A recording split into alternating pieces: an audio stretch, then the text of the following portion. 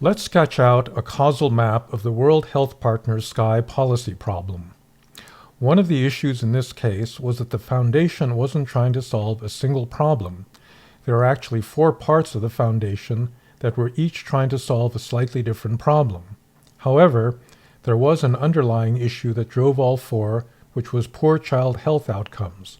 So let's specify that as a single problem we're trying to solve.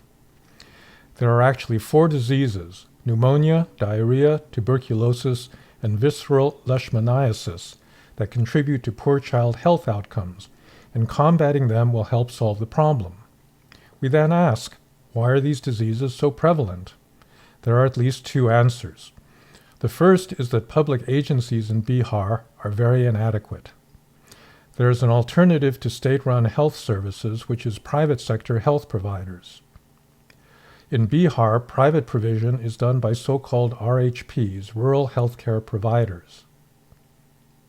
Neither public nor private healthcare provision in Bihar is adequate. Why are public providers so inadequate? Again, there are 2 primary reasons. First, the state is one of the poorest in India and doesn't have adequate resources. Second, it has weak capacity, not enough doctors, nurses, clinical workers, and facilities, which is obviously related to the missing resources. Now we ask, why can't RHPs fill the gap?